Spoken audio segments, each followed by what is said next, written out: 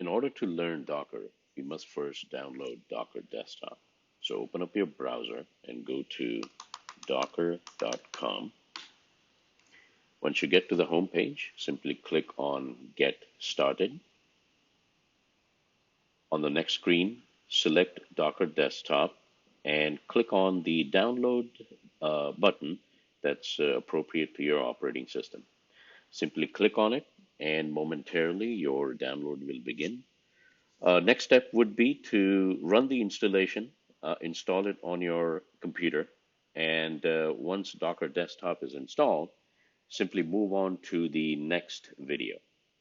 Thank you. In the previous lesson, we downloaded and installed Docker Desktop. In this lesson, we are going to do some exploring of the Docker Desktop environment. If you have installed Docker Desktop, it should be up and running. If it is not, simply go to your menu. If you're on a MacBook Pro, simply go into and choose the application Docker and simply click on it, and that'll begin your Docker Desktop.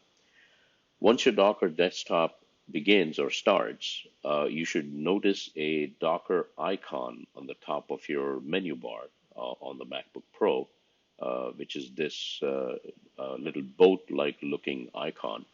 Simply go ahead and click on that icon, and the first thing you will see is a green little round dot, and to the right of it, it says Docker Desktop is running. So this is the visual indication letting you know that Docker Desktop is running normal as expected. The next thing I want to show you is the About Docker Desktop. So if you click on About Docker Desktop, you will see a little window that pops up that shows you the current version of Docker Desktop that you're running. I'm running currently 2.3.0.3 and build number is 45519. So this is the place to go when you want to find out what Docker desktop version you're running. These other items down below are things that we will get into in future videos, future courses. But for now, just know that they are here in the Docker desktop about window. Let's go ahead and close this window and go back into Docker desktop. The next thing I want to show you is the dashboard. This is going to be a very important part of your Docker experience is the dashboard. So let's go ahead and click on dashboard. The dashboard is the one single place where you should see any and all containers that are currently running in your Docker desktop environment. So right now, obviously, we don't see any because I have not pulled any images and I have not run them in any container. But should you have, then this is where you would see them. Once again, I want to draw your attention down to the lower left-hand corner. Here, you will see the little green dot and Docker running indicator on the bottom left-hand side. Once again, this is a visual indication that your Docker desktop is running and normal as expected. So let's go ahead and close down the Docker dashboard and let's go back into Docker desktop. The next thing I want to show you is restart. The restart button or the restart option comes in handy if for some reason your Docker desktop is hung and requires you to completely do a restart. Then what would happen is this would have been red and would have said Docker stop or Docker not responding, something to that effect. And if that's the case, then you would just hit restart and it'll restart your Docker desktop cleanly. And then once again, you will see Docker desktop is running. The last thing I want to show you is quit Docker desktop. Obviously, we don't want to quit it right now, but should you require you to shut down Docker desktop completely, you can simply come here and click on Quick Docker Desktop, or the shortcut is a Command Q, as it typically is in Mac OS, and that'll shut down your Docker desktop. So this is it as far as Docker Desktop is concerned. Move on to my next lesson where we actually go into the Docker Hub now. Thank you. Bye. In the previous lesson, we learned about the Docker desktop environment. In this lesson, we're going to take a closer look at the Docker Hub. So at this point, let's go ahead and get back into the Docker desktop. So I'm going to click on the Docker icon and click on Docker Hub right here. And that'll take me to the Docker Hub homepage. Now, the Docker Hub is a open source environment. So if you subscribe to it, it's a free account. I would recommend very highly to go ahead and subscribe to the account. And you can do so by simply going into sign up and just follow the prompts. And it's fairly easy to get in there and open up your own account. I'm going to go ahead and log into my account. So the Docker Hub is the primary place where you are going to be uploading, downloading images. You're going to be publishing your own images at some point in later courses. But this is the central repository where all of that happens. So if you will notice, there is a Create Repository button here. For now, we can ignore the create organization, but if you click on create repository, that will take you to the create repository section. There are two types of repositories. There's a public and a private. For the most part, in the beginning, we're going to be publishing to the public repository, which means the entire world has access to your images. Later on in later lessons, we will learn about how to publish them to private repositories. You will also notice down here, your Docker Hub can have direct access to GitHub or Bitbucket repositories, which is where most of your code would be. We will explore that in future videos, in future courses. But for now, just know that this is exactly where you would establish that integration. For now, we are not going to actually create a repository. We will come back to this in the future. So for now, let's go back to the Docker Hub homepage. So I'm going to click on Docker Hub right here, and that'll take me back to the homepage. If you notice down below, this is where all of your public images are. It's not just your images, but all of the public images catalogs are here. Throughout this course, we're going to be looking at the Ubuntu image. So as a exercise, we can do a search on Ubuntu, and as I start spelling the word Ubuntu, you will notice I actually start looking at some of the images that come up. I'm going to click on the Ubuntu image, and the Docker Hub will give you information on the specifics of that image, and we will closely examine this in the next section. But just know that the Docker Hub is where you would go to actually pull images and search for some specific information about that image. So this is what Docker Hub looks like. So for now, I'm going to go ahead and log out. What I would recommend is at the end of this video that you go in and execute some of the activities that I've listed. First of which is to open up a Docker Hub account. Uh, so I would strongly recommend you do that. And once you have done that, follow on to the next lesson. Thank you.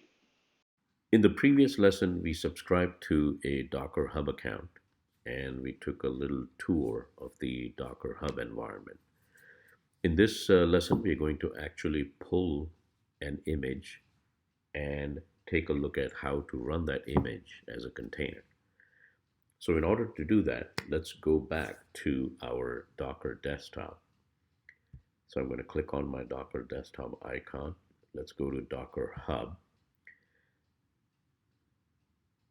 Now, one thing I want to point out is that in order to pull down a public image, you do not need to sign in to your Docker Hub account. You can pretty much do that without actually signing in to your Docker Hub account. So we are just going to simply do a search here in the Docker Hub search screen for Ubuntu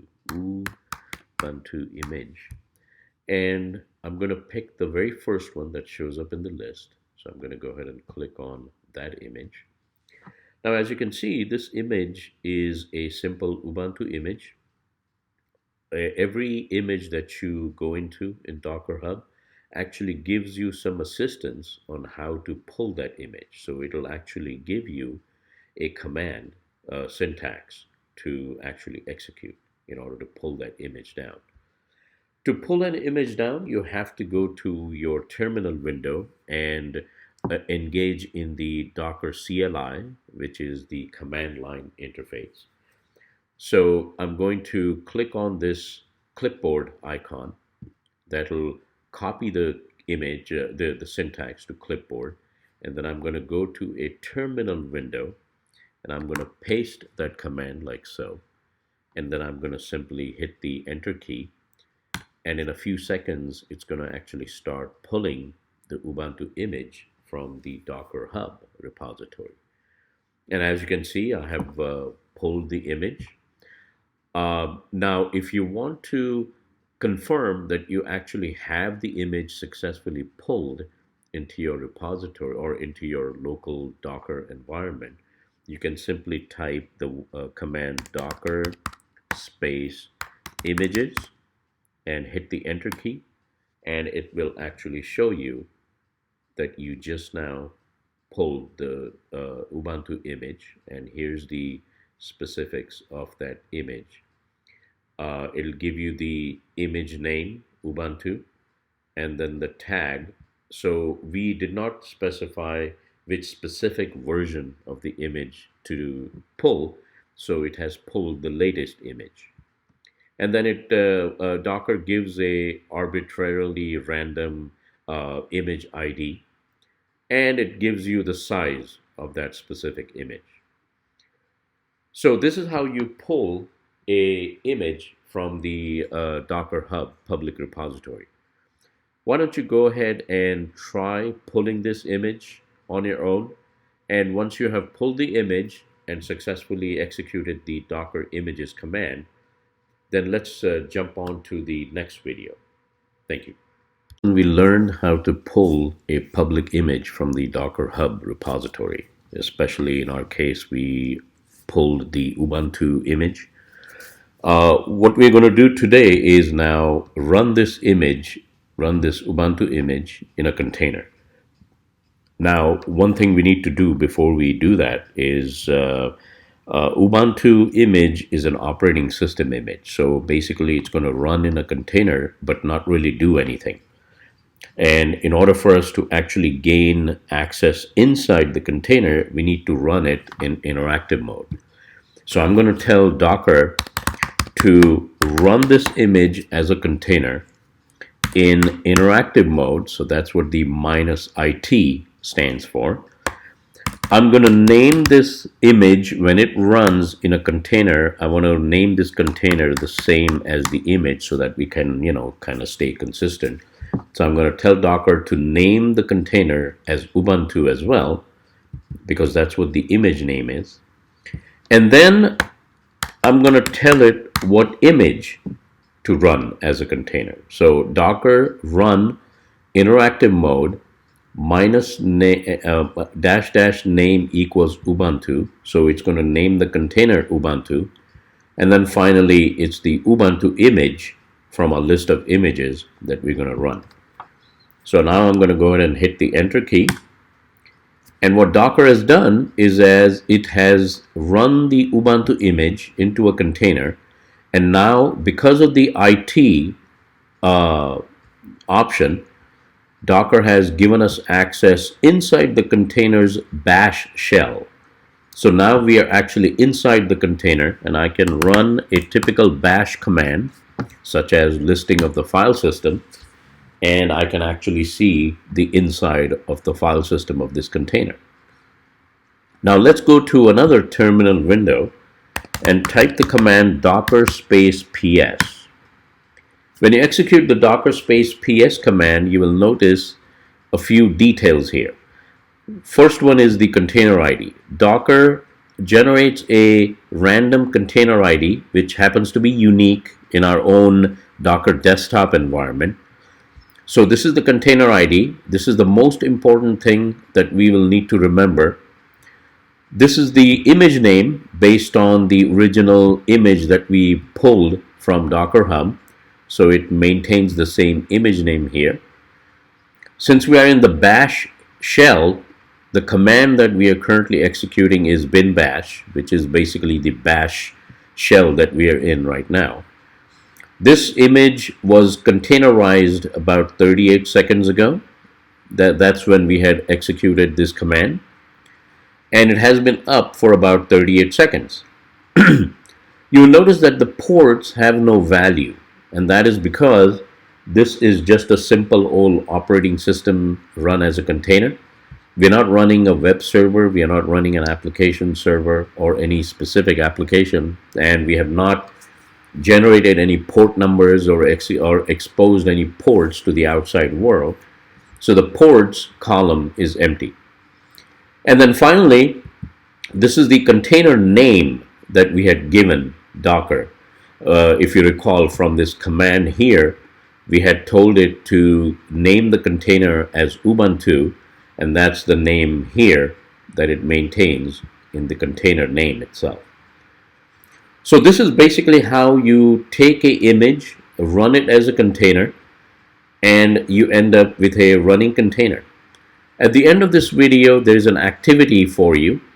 Why don't you go ahead and take the image that you had pulled in the previous lesson and follow the same instructions as I ran through here in the video, and see if you can run your image as a container, and then finally list your container to make sure that it's up and running.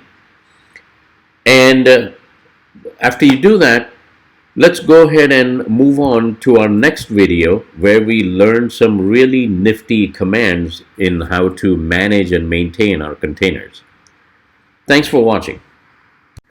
In the previous lesson, we saw how to run an image as a container. We had taken the Ubuntu image that we had pulled earlier, and we ran it as a container using a command like this. And then we gained access inside that container and ran some bash shell script commands. And then we had gone and taken a look at the docker ps command to actually get a listing of all active containers that are running. And we obviously saw our Ubuntu container running here. What I want to do now is spend some time with you to introduce you to some really crucial Docker commands that will help us to manage our containers and get some useful information from our containers.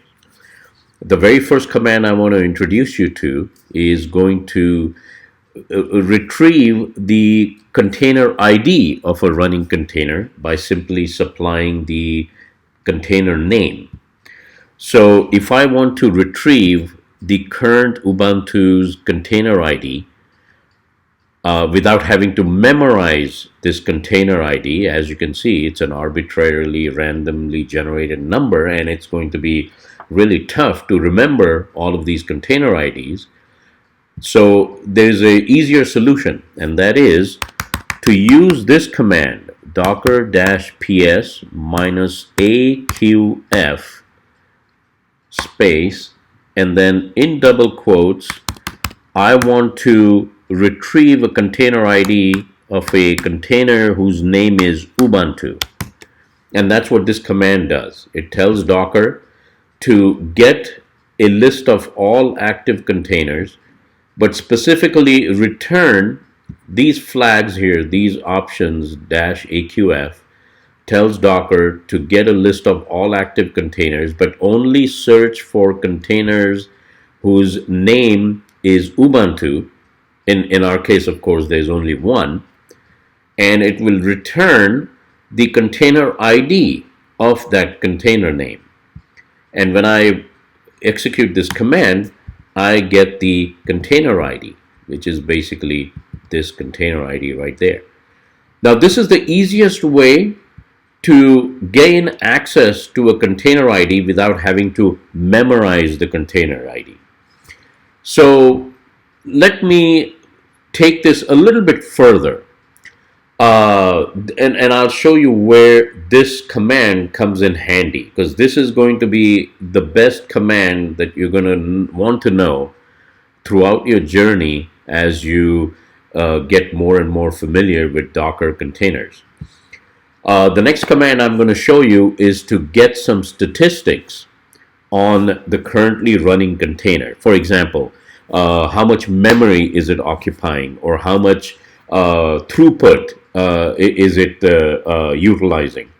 And the way to do that is to use the Docker stats command. Now, typically, the Docker stats command needs a container ID. But like I said, we don't want to be memorizing container IDs because they are, as you can see, there's a lot to remember there. But instead, we should just use this command that will generate or that will retrieve the container ID, and then we can simply just use that to dynamically retrieve the container ID. And the way you do that, the syntax is you put a dollar sign because it is a substitutable variable, and then you open parentheses, you put in the entire command to retrieve the container ID, and then you close parentheses. So that's basically what this command will do. It will tell Docker to give me statistics on a container whose container ID is going to be retrieved based on this command right here. So when I hit the enter key, I'm going to see the statistics of the Ubuntu container. So if I really look at this, as you can see, there's not much going on inside that container. So the CPU utilization of the container is pretty much negligible. It's 0%. So here's the container ID. Here's the container name.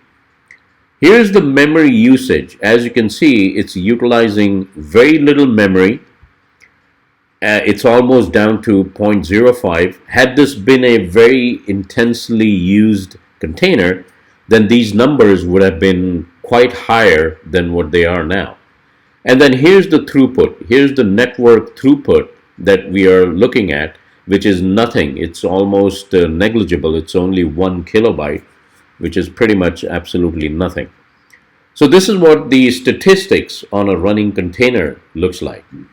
To get out of this, you simply just press Control C, and now you're returned back to your shell environment. The next thing I want to show you is the top command, which is similar to the top command of any bash shell script.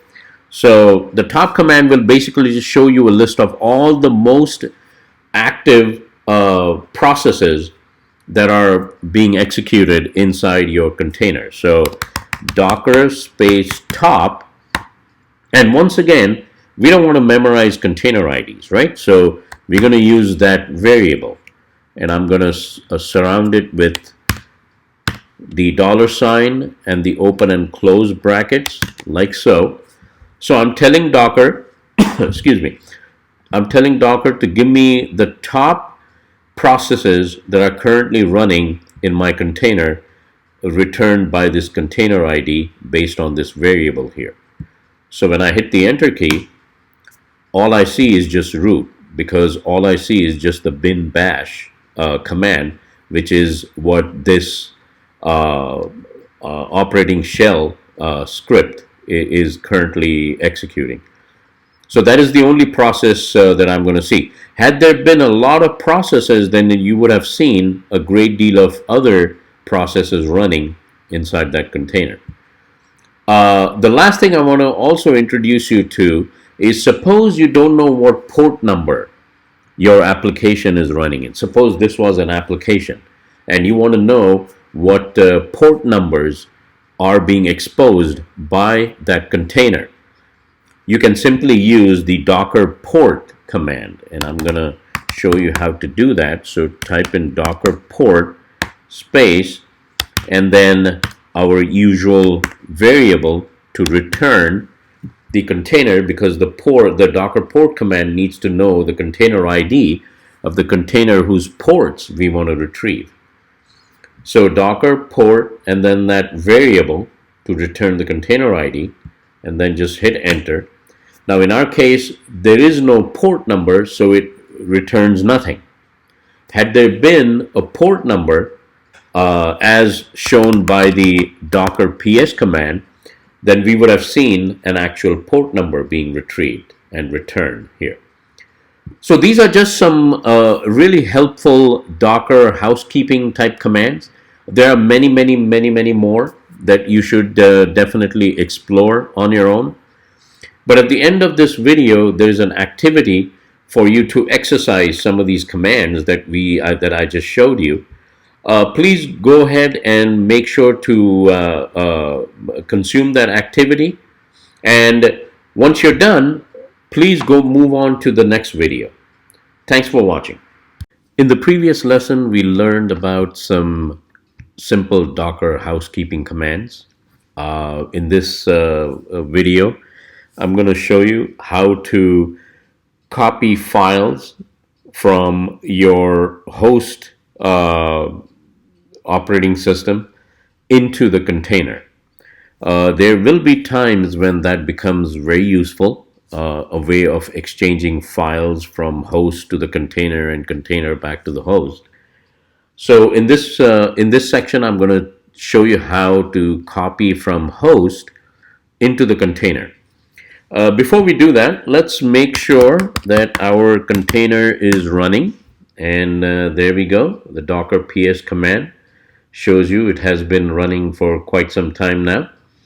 So now what I'm going to do is, right now I don't have any files in my current directory. So I'm going to create a dummy file that I'm going to then take it from here, from my host operating system, and put it into the Ubuntu container that we spun up earlier. So let's go ahead and create a file. Let's call it temp.txt, just a plain blank old file. So now if I do a listing, there's the file. Now I want to take the temp.txt file and put it in the container. The way to do that is to use the docker cp command, similar to the bash cp command when you copy files within a bash script. So docker cp, and I'm going to take temp.txt, which happens to be in my current directory that I'm in, and I'm going to copy that into the container. Now the container, as I mentioned, needs to be given a container ID in this command. So instead of putting the container ID, if you recall, in our past chapter that we finished, we have a substitutable variable that we can use that will fetch the container ID for us. So that way we don't have to memorize container IDs. So I'm going to put that command. This is the command that we had examined in the previous lesson. So this command will grab the container ID, which is this container ID right here. But since I don't want to memorize, I'm just going to use this variable. And then I follow it with a colon. And after that, I give it a path on the container to put it on. Since I want the file to be moved to the root path, then I'm just going to simply put a slash there. And if I hit the enter key, boom, that no errors, nothing. So that tells me that the file has been moved, or copied rather, from the host into the container. And I can verify that by doing a ls-l on the container right here. And there it is. There's my temp.txt that I had just created here. So this is how you can move files or copy files from your host file system into the container. At the end of this video, there is an activity which you should definitely follow and try out this command on your own, in your own container that you spun up in earlier lessons. Once you're done with that, please move on to the next video where I show you how to now copy file from a container into your host file system. Thanks for watching. In the previous lesson, we learned how to copy or move files between the host operating system and the container. What I'm going to show you now is quite the reverse. We're going to try and copy a file created here in the container and move it or copy it to the host file system. So first, let's go ahead and create a dummy file, and I'm going to call it, for simplicity, from ubuntu.txt. Okay, so we're going to create a blank file called from ubuntu.txt. I'm going to hit enter. Let's do a ls minus l so we can confirm that the file is there. And there's the file from ubuntu.txt. And now I'm going to take this file and copy it here into my local host file system. So let's do a ls minus l to make sure that we have that old file that we had created earlier, temp.txt, that was copied over to the container.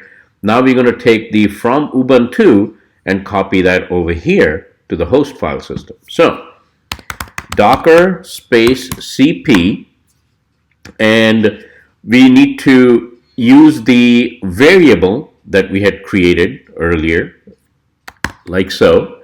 That'll grab us the container ID. Then we put a colon. Then we identify the path of the file, which happens to be at the root directory in the container. So there's really no need for slash or anything else. And then let's just call the file name, so ubuntu.txt space, and since I want that file to be in my current directory here on the host operating system, I can just put a period. So that tells Docker to copy a file that's in this container, whatever this container number comes out to be, then grab this file from that container and put it right here in my current directory. So I'm going to go ahead and hit the enter key. Now that file should appear here when I do a ls minus l, and there it is, from ubuntu.txt. So that file came from the container over to my host operating system. So this is how you copy files from containers into your host operating system. So at the end of this video, there's going to be an activity that will allow you to practice this same operation that we just did. And once you're done with that, let's move on to the next video. Thanks for watching. In the previous video, we examined how to exchange files between the host and the container, and container to the host. What I'm going to do now is show you how to stop the container and remove it from the from your local Docker desktop, and then finally offload the image entirely out of your Docker desktop. So first, let's make sure that the container is still running. So I've executed the docker space ps command, and here's our container still running, the Ubuntu container that we had spun up. It has been about an hour ago, so that makes sense. That tells us how long this container has been up. And then finally the actual container name. And now what we want to do is we want to stop this container. Now in order to stop the container, we simply just go to our interactive bash script or shell session that we have inside the container. And if we exit out of this container, that will automatically stop the running container. So let's do that first. So if I type in exit, now I'm back to my host operating system prompt. Now if I go to the other terminal and I do a docker ps, you will notice that the container no longer is running. However, if I go to docker ps -a, this will show me a history of running containers. And as you can see, it remembers the container ID, the image name, also how long it has been running, and it exited about 19 seconds ago. And then here's the actual container name itself. Now the container is still not completely gone. It is still here. It is still in the container history. It's not active or running right now, but it certainly can be started again if need be. So in order to get rid of the container, we need to remove it from our Docker desktop. So you type in Docker rm, and this time you cannot use the variable to gain the container ID because the variable only works when it's an active running container.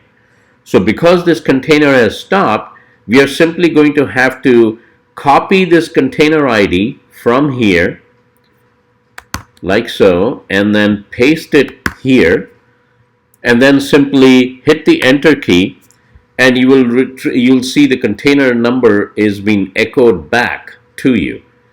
This is Docker's way of saying, okay, I have removed the container identified by this container ID. And we can double check that by typing docker ps -a, and there you go. The container is no longer even in history, and the container no longer is even active by if we do the docker-ps command. So both the active container has been deleted and the running container has been deleted. Now we can proceed to the actual image itself. So if I do a docker space images, there's my original image that I had pulled from Docker Hub. Now if I want to get rid of this image entirely, I simply have to execute the docker rmi command space Ubuntu. So this tells Docker to go ahead and remove RMI, just stands for remove image, and then here's the actual image name as shown here in the list of images. And if I just hit the enter key, you will see a whole bunch of cryptic characters and so on and so forth. This just indicates that Docker has completely removed the image and any history and anything at all pertaining to that image. So now if I do a docker space images, that list will be empty. So this is basically how you remove a running container. You remove the Docker image, and this is basically the entire experience of how you pull images, run them in a container, do whatever you want inside the container, and then when you're done, if you no longer need the container, then you can remove it like we did, and then finally offload the image. At the end of this video, there's an exercise or there's an activity that you can perform to repeat these steps that I just showed you on your own Ubuntu image that you pulled earlier. I hope you enjoyed the short class to familiarize yourself with Docker. Please do come again. Thank you very much.